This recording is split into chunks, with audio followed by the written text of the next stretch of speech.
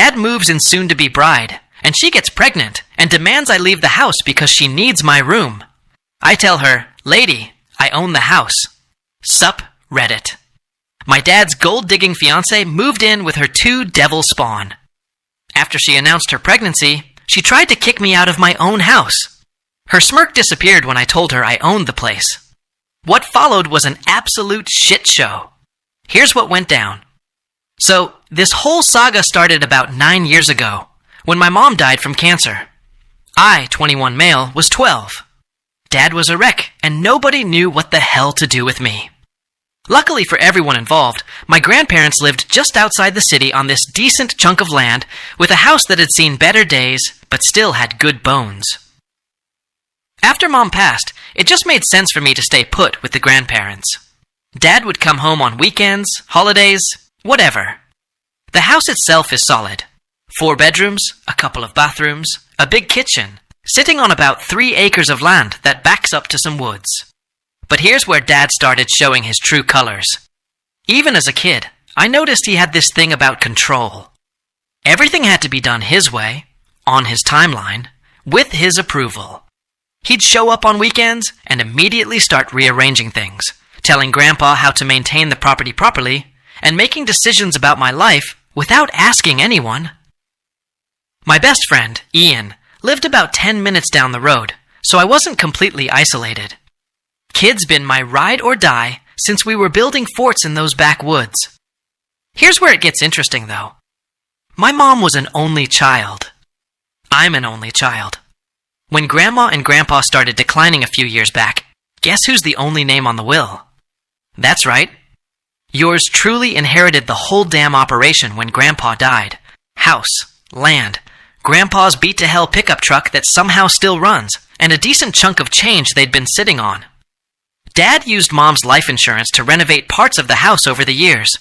But here's the thing. He acted like he was doing me some huge favor, like I should be grateful he was investing in the place. I found out about the inheritance when the lawyer called me after Grandpa's funeral. Dad was standing right there when I took that call.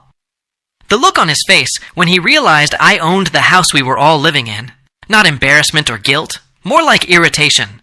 Like I just complicated his life by existing. Ian was there that day, helping me sort through Grandpa's tools. When Dad walked away after that phone call, Ian just looked at me and said, "So, you own the house now? Damn, Thanksgiving is going to be awkward." But we never discussed it. Dad just pretended it never happened and kept acting like he was the man of the house, making all the decisions, controlling everything from what we watched on TV to when I was allowed to have friends over. About 2 years after Mom died, Dad started dating again. Nothing serious at first, just random coffee dates and dinner meetups. Fast forward to about 6 months ago, and he drops this bomb. He's got a serious girlfriend, a 30-year-old preschool teacher named Jennifer, who comes with 2 kids under 10 and enough emotional baggage to stock a therapy practice. Jennifer's got this whole young professional mom aesthetic going on, drives a white SUV that's always spotless, wears those athleisure outfits, and has opinions about organic food that she'll share whether you ask or not. Her kids, Hunter and Paisley, because, of course, their names sound like a country club membership roster, are these perfectly groomed little sociopaths. The first time Dad brought her to the house, she did this thing where she walked around, taking mental notes like, "This needs work, and that needs replacing" notes. I caught her opening cabinets and checking expiration dates on stuff in the pantry. "Your grandmother had such interesting taste," she said, running her finger along the vintage wallpaper. "It's so authentic, very lived in." The way she said lived in made it sound like a polite way of saying trashy, but Dad just ate it up. "Jennifer has such great design sense," he said, like she just complimented the Sistine Chapel. "She's got so many ideas for improvements." Her kids were even worse than she was. Hunter, who's maybe 8, spent the entire visit touching everything he wasn't supposed to touch while maintaining perfect eye contact. Paisley, the 6-year-old, accidentally knocked over Grandma's favorite plant and then looked at me like it was my fault for putting it where she could reach it. When I mentioned the plant, Jennifer just laughed. "Oh, kids will be kids. They're just excited to be in such a big house. They're not used to having so much space to explore. Ian came by that evening and caught the tail end of their visit. After they left, he looked around the living room where Jennifer had repositioned some of Grandma's throw pillows. "Well, she seems fun," he said. "Nothing says, I'm definitely not planning to redecorate your entire life, like rearranging furniture on the first visit." But Dad was smitten, started spending more money on dates, bought new clothes, got his teeth whitened, classic midlife crisis stuff, except instead of buying a motorcycle, he'd found himself a ready-made family that came with built-in validation. Jennifer played it perfectly, asking his opinion on everything, deferring to his wisdom, letting him feel like the big, strong provider. 3 months in, she's practically moved in. Her stuff starts showing up in Dad's bathroom. Her car is in the driveway more than it's at her apartment. Hunter and Paisley have claimed the guest room like they're planning to stay forever. And the kids, Jesus Christ, the kids. They went from perfectly behaved little angels to absolute demons the second they got comfortable. Hunter would accidentally break my stuff and then act confused when I got mad. Paisley would go through my room when I wasn't home and mess with my things, then deny everything when confronted. Whenever I complained, Jennifer would give me this wounded look and suggest that maybe I wasn't used to having kids around. Dad naturally took her side every time, telling me they're just kids and to cut them some slack. By month 4, she wasn't even pretending anymore. She'd gone from grateful guest to woman of the house faster than you could say gold digger. It started small, rearranging the living room furniture while Dad was at work, then acting like it had always been that way, replacing Grandma's dish towels with her own organic cotton ones, throwing away food she didn't approve of, and replacing it with expensive organic alternatives. But the real power move was how she started treating me like I was some deadbeat nephew who'd overstayed his welcome. She started making comments about my music being too loud after 9 p.m. because the children needed their sleep, and some of us had real jobs in the morning. "Sweetie, could you try to keep your music down after 9 p.m.? She asked one Tuesday night while I was studying. The children need their sleep, and some of us have real jobs in the morning. Like being a college student in my own house was somehow less legitimate than teaching finger painting to toddlers. Dad just nodded along, like this was perfectly reasonable. "She's right, son. We need to be considerate of everyone living here." Her kids got worse too. Hunter figured out which buttons to push and started doing it. He'd wait until I was on the phone or in the middle of something important, then start making noise or asking me stupid questions. One day, he asked why I didn't have a girlfriend. When I told him to mind his own business, he informed me that his mom said it was because I lived with my dad like a loser. "Your mom says a lot of things," I told him. "Most of them are bullshit." "I'm telling!" he yelled and ran off to find Jennifer. 5 minutes later, Dad's in my room, giving me the lecture about being a good role model and watching my language around the children. Jennifer stood behind him with this wounded expression that would have won her an Oscar, explaining how inappropriate it was for me to use that kind of language with Hunter. Dad's face went red, and he demanded I apologize. "For what?" I asked. "For telling the truth? For being disrespectful to Jennifer and setting a bad example for the kids," he said. I told him I wasn't apologizing for anything. That's when Jennifer's mask slipped for just a second. She commented how maybe it was time I started acting like part of the family instead of some entitled teenager. That night, I found Paisley in my room again, this time going through my desk drawers. "What are you doing here?" I asked. She looked up at me with those dead shark eyes kids get when they're planning something evil. "Mommy said I could look for paper for my art project." "Mommy doesn't get to give permission for my room. Get out." "You're mean," she said, but she was smiling when she said it. "Mommy says you're just jealous because Daddy loves us more now." I escorted her out and locked my door. This kid was repeating stuff her mother had said about me. Jennifer was literally poisoning her kids against me. The final straw came that Sunday, when I came home from Ian's to find Jennifer had rearranged my room. My desk was in a different corner, my posters had been taken down, and my bed was made with different sheets. "What the hell are you doing?" I said when I found her in the hallway. "Language," she said automatically. "I was just organizing things a bit. Your room was starting to affect the energy of the whole house. You went into my room without permission and moved my stuff around. I knocked, but you weren't home. I thought you wouldn't mind. It looks so much better now, don't you think?" Dad appeared from the kitchen like he'd been waiting for this conversation. "What's the problem? She was trying to help. Maybe you should be grateful instead of starting arguments."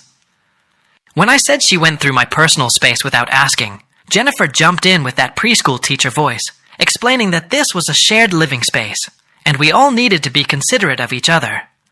My room was visible from the hallway, and frankly, it was bringing down the whole energy of the house. I pointed out that it was my room. Dad's jaw tightened.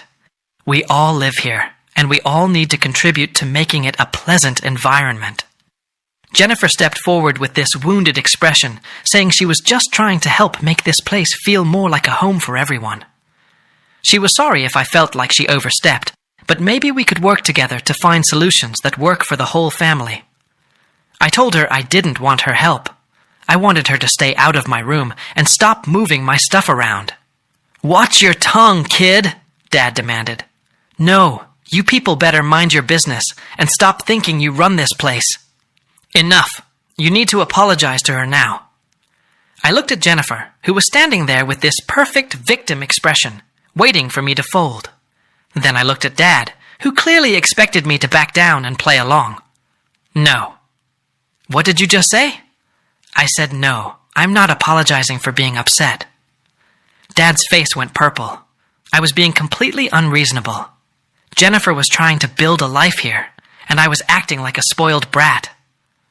Jennifer put her hand on his arm in this supportive gesture and suggested maybe we should all take a step back and cool off. She never meant to cause problems. She just wanted us all to be happy together. She was good at playing the peacemaker while Dad did her dirty work. I told them I was going to Ian's and walked out. When I got back that night, I found a note on my door. House rules for respectful cohabitation, with a list of expectations, including 24-hour notice before having guests over, quiet hours from 9 p.m. to 7 a.m., and shared responsibility for common areas. 3 weeks later, I'm minding my own business on a Tuesday night, trying to write a paper for my class. Dad's been home for exactly 2 hours, and she's already got him moving furniture around because the flow isn't right. They disappear into his room for about an hour, then call me into the living room for a family meeting. I'm thinking maybe they're finally going to announce they're moving in together officially. Boy, was I wrong. Jennifer delivers the news like she just announced she'd been crowned Miss Universe. I'm pregnant. Dad's beaming like he just won the lottery. Jennifer's glowing with this smug satisfaction that screams, I've locked this down. Hunter and Paisley are sitting there, like they've been coached on the appropriate response. And I'm thinking, well, there goes the neighborhood. That's great. Congratulations. But Jennifer's not done. She's got this whole speech prepared, delivered with the kind of fake sweetness that makes your teeth hurt and the entitlement of someone who thinks she just won the property lottery. We've been talking about the future, she starts, and I can already tell this isn't going to be good. With the baby coming, we're going to need to make some major changes around here. More space, better organization, a proper nursery, adult living arrangements. Dad's nodding along. So, we were thinking, maybe it's time for you to experience some independence. You know, like other people your age living as adults. Dad jumps in with the confidence of a man who thinks he runs the place. Most people your age have moved out. It's time you have some responsibility. You want me to move out? I asked. Jennifer jumped in with this practiced answer. There's this wonderful apartment I have in the city. I don't go there anymore, since I'm spending most of my time here. You know, I can rent it to you at a significant discount, way below market rate. When I ask how much of a discount, she explains that market rate for that area is about $1,500, but she'd only charge me $1,200. Really a steal for someone in your situation. And what happens to this place? Well, Jennifer's got great ideas for making it more functional for a growing family. The baby will need a nursery, and the kids need proper rooms. Your room would be the perfect nursery space. My room. The room I've lived in since I was 12. But wait, there's more. Also, Jennifer continued, my mother has agreed to move in temporarily to help with the baby. She'll need the guest room. I look at Dad, waiting for him to say something. Anything? Nope. He's just sitting there, nodding along to everything she says. So, I decided to play along to see how far they'll go. That's interesting. I'll think about it. Jennifer's smile gets a lot tighter. Great, but you know, waiting too long would be limiting everyone involved. So think fast. Okay. I texted Ian as soon as they went back to their room about needing an emergency drink run. He showed up 20 minutes later, took one look at my face. Dude, you look like someone just shat in your cereal. Tell me about it. I told him everything. Classic, he said.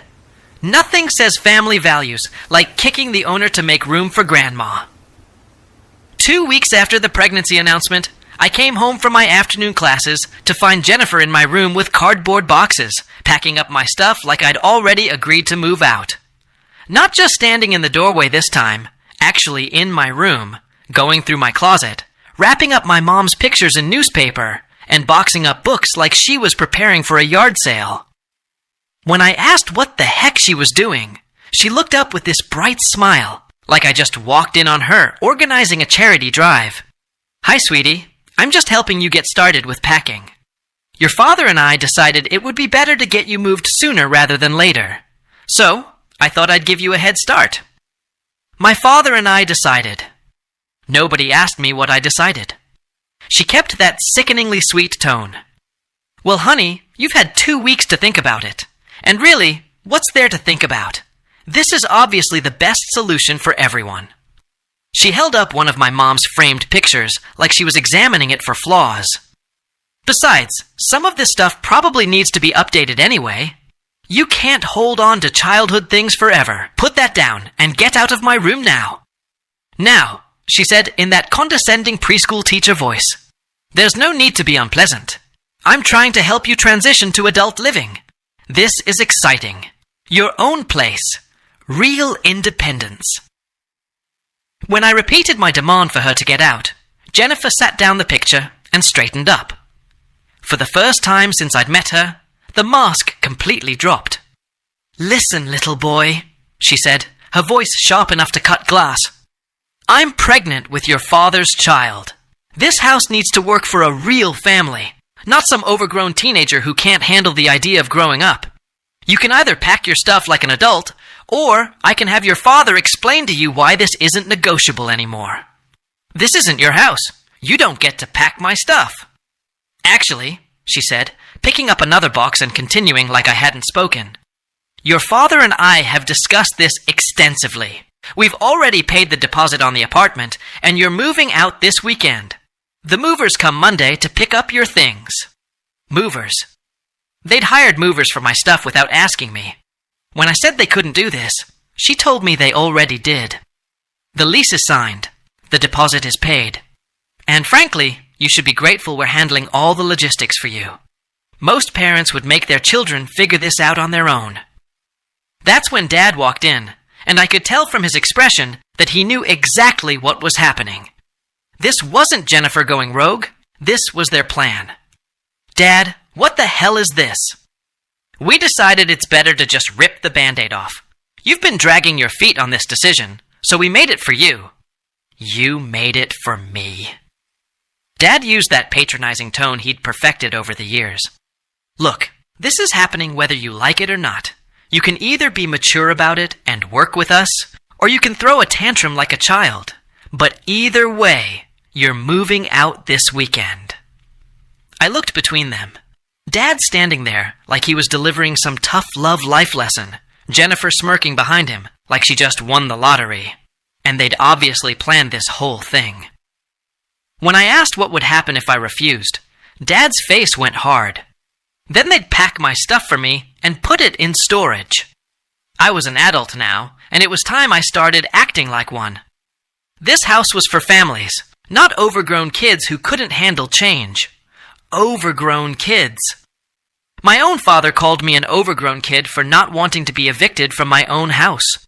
Jennifer helpfully added that I had until Sunday. The cleaning lady needed time to prepare the room for the nursery furniture delivery. I pulled out my phone and started recording, asking them to say that again about moving me out of my house. Dad's face went red, and he told me to put that away. This was a family discussion, not some social media drama. I kept recording and asked him to clarify. They were evicting me from this house, the house that belongs to me. Jennifer snapped that it belonged to this family, and families make decisions together. I didn't get to hold everyone hostage because of some paperwork technicality. Paperwork technicality. Property ownership was a paperwork technicality. Dad, whose name is on the deed? Pure, awkward silence, while Dad realized he'd never actually checked the paperwork from when Grandpa died. When he finally admitted that, legally, yes, the house was in my name, but started to say, but. I cut him off. There was no but. Legally, this was my house, and he just told me he was evicting me from my own property. That's when Jennifer finally understood what was happening, and her face went through about 6 different emotions before settling on barely controlled panic. That can't be right, she said slowly. You're just a student. This student does. I showed her the phone screen. Inherited it from my grandparents when they died. House, land, everything. All mine. Jennifer sat down hard on my bed, still holding one of my boxed-up books.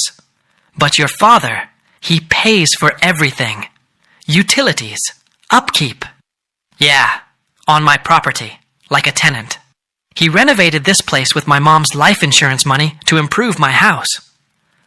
The color drained from her face as she realized her entire plan had just imploded. So, when you decided to evict me from my own house and turn my bedroom into your nursery without asking. Yeah, that's not going to fly. Dad was quiet for a long moment, and when he finally spoke, his voice had that dangerous edge it got when he was really pissed off. Fine, he said. It's your house. But I was still 21 years old, and I was still his son, and I was still going to do what he told me to do. Actually, no, I wasn't. He said we'd see about that, and walked out. Jennifer stayed sitting on my bed, staring at the boxes of my stuff she'd been packing, like they were evidence of a crime. She said this was insane. I couldn't just... This isn't how families work. You're right. Families don't usually steal each other's houses. She looked up at me with pure hatred. You little shit! You have no idea what you've just done. I am pregnant, and we need the house more than you do. Maybe you should have asked nicely. This isn't over. Good luck with that. I texted Ian immediately about deploying the nuclear option. They'd tried to pack my stuff without permission. His response came back in seconds, asking how they took the property ownership revelation. About as well as you'd expect, I told him. Dad's having an alpha male meltdown, and Jennifer looks like she just watched her master plan burn to the ground. After the attempted forced eviction, I spent the weekend doing research. Not homework, the kind of research that would help me figure out exactly how to make these people's lives as miserable as they tried to make mine. Ian came over Saturday morning with coffee and his laptop for what he called War Council time. All right, what's the plan? I told him the plan. I was evicting them, both of them. Even your dad? Especially my dad. He made his choice when he tried to force me out of my own house. Ian grinned. Ruthless. I like it. What do you need? We spent the morning researching tenant rights, eviction procedures, and property law. Turns out, when you let people establish residency in your house, which Dad and Jennifer had definitely done, getting them out requires proper legal channels. But when you own the property, and they're not on any lease, you've got most of the power. Ian found the relevant laws. In this state, you need to give 30 days written notice for month-to-month tenants. But if they're not paying rent and there's no lease agreement, it's considered tenancy at will, and you can terminate it with notice. 30 days notice. But here was the fun part. If they refuse to leave after notice, I could file for eviction, and have them legally removed. When I asked about damages, like if they'd been living there rent-free, Ian found the beautiful part. I could sue for fair market rent for the entire time they'd been there without a lease, plus any damages to the property. I calculated quickly. Dad had been living there rent-free for 9 years, Jennifer and her kids for about 6 months at market rates for a 4-bedroom house in our area. We were talking about serious money. Dad would owe me about $200,000 in back rent. Jennifer would owe about $15,000 just for the time she'd been there. Ian whistled. That's some expensive house playing. Monday morning, I went to the courthouse and filed the paperwork. Tuesday, I went to a lawyer to make sure I was doing everything by the book. Wednesday, I had the eviction notices printed up on official letterhead. Thursday evening, I waited for them both to be home, then called a family meeting in the living room. We need to talk, I said, setting the folder of legal documents on the coffee table. Dad was still in his post-superiority mode. If this is about your attitude problem, I don't want to hear it. You've been acting like a spoiled brat, and it needs to stop. Actually, this is about your housing situation. Jennifer was sitting next to him, one hand on her belly like she was protecting the baby from my bad vibes. What about our housing situation? I opened the folder and pulled out the eviction notices. You're both being evicted. 30 days notice, effective immediately. The silence that followed was beautiful. Dad picked up his notice and read it like it was written in Sumerian. What the hell is this? It's an eviction notice. You have 30 days to find alternative housing and vacate the premises. He exploded. You can't do this. I'm your father, you little shit. Watch me, Jennifer screamed. That's illegal. You can't kick out a pregnant woman. Actually, I can. But we don't pay rent, she said, like that was some kind of gotcha. Exactly. They were tenants at will, which meant they had even fewer rights than people with leases. Dad stood up, and I could see that vein in his forehead that meant he was about to lose his shit completely. He called this the most ungrateful, disrespectful thing I'd ever done after everything he'd sacrificed for me. He went off about how he raised me, put money into this place, and had been taking care of everything. And now he could take care of his own housing like every other adult on the planet. Jennifer was reading through the notice again, and I could see the exact moment she found the part about back rent. She asked what this was about. Owed compensation for unlawful occupancy. That was the lawsuit I was filing for the rent they should have been paying this whole time. Fair market value for a 4-bedroom house, calculated monthly for the duration of their unauthorized residency. When Dad asked how much, I told him, for him, about $200,000. For Jennifer and her kids, $15,000 and counting. The color drained from both their faces. Jennifer whispered, "You can't be serious." Dead serious. But I wasn't completely heartless. They could avoid the lawsuit by vacating within 30 days and signing an agreement not to pursue any claims against the property. Dad sat back down hard and asked about $200,000. That's what it cost to live in a house like this for 9 years. Who knew? Jennifer's voice got shrill, saying this was insane. They were going to be homeless. She was pregnant. Not my problem. You should have thought about that before you tried to steal my house. Dad was quiet for a long time, staring at the eviction notice like it might change if he looked at it hard enough.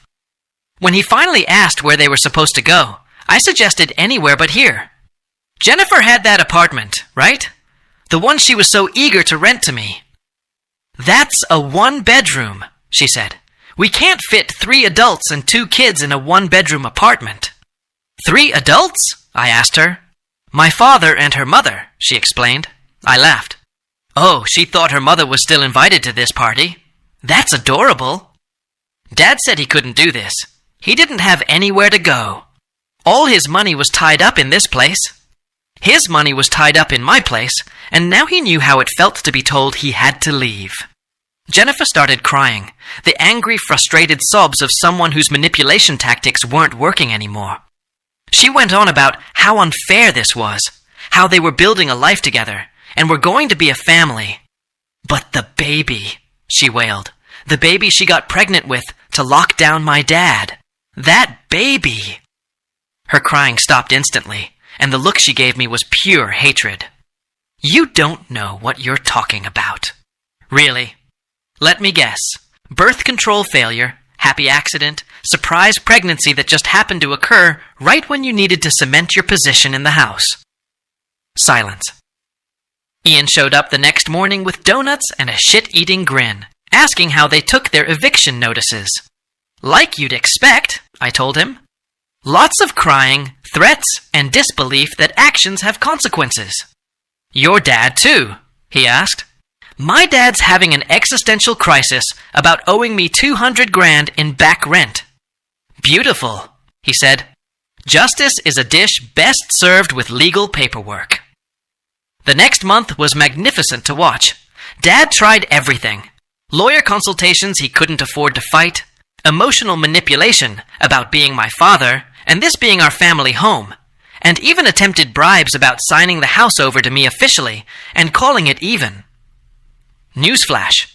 I already owned the house. Signing it over to me would be like giving me my own birthday present. Jennifer went full scorched earth. Called my university to complain about my unstable home environment. Called the police to report a domestic disturbance when I asked her to move her car. Even tried to call CPS on herself, claiming I was creating an unsafe environment for children, which backfired when they pointed out that maybe she shouldn't have her kids living somewhere she felt unsafe. Finding housing for an unemployed pregnant woman, her 2 kids, a 52-year-old man with mediocre credit, and potentially a grandmother, all on Dad's construction salary, turned out to be harder than they thought. Week 4, Dad suggested. Maybe they could work out some kind of arrangement. He could pay me rent to stay. Market rate. They could make it official. I said no. He started to argue, but I cut him off. Nope. You had the chance to treat me with respect and have a conversation like adults. Instead, you tried to force me out of my own house. Actions have consequences. But I'm your father, he said. Yeah, and you're also the guy who tried to evict me from my own property to make room for your girlfriend's mother. Father of the Year material right there. That's when the real fireworks started. Jennifer filed a complaint, claiming I was evicting her because of her pregnancy status. The hearing was beautiful.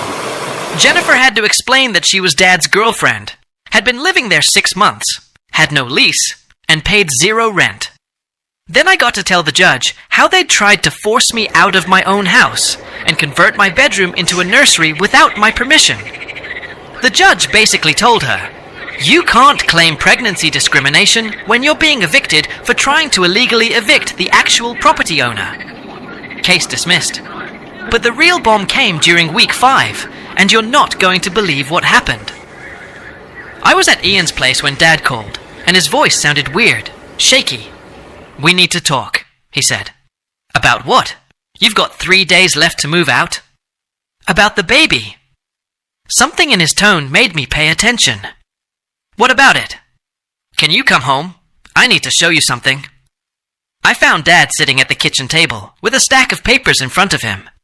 He looked like he'd aged 10 years in the past month. He slid a paper across the table. Paternity test results. The baby isn't mine, he said quietly. I stared at the paper. What do you mean? Jennifer had been lying this whole time. How did he find out? She'd wanted him to sign up for better health insurance at work to cover the pregnancy. The insurance company required blood work for pre-existing conditions. They ran some genetic screening panels. Turns out he couldn't be the father. Wrong blood type. So, whose baby was it? Her ex-husband's. Apparently, they were still sleeping together when she started dating Dad. The whole thing was a setup. Where was she now? Upstairs. He'd confronted her this morning. She tried to claim the test was wrong, that maybe it was a mix-up at the lab. Then she tried to say it didn't matter because he'd be a better father than her ex anyway. When that didn't work, she said he was abandoning her and the baby. And how could he be so cruel to throw out a pregnant woman? He told her she had until tonight to get out, or he'd call the police and report her for fraud. She called him a heartless bastard and said this was all my fault for being a selfish little shit who couldn't handle having a real family. I almost laughed. Even caught red-handed lying about paternity, she was still blaming me. "So, what happens now?" I asked. Dad was quiet for a long time. I screwed up bad. I chose a woman I barely knew over my own son.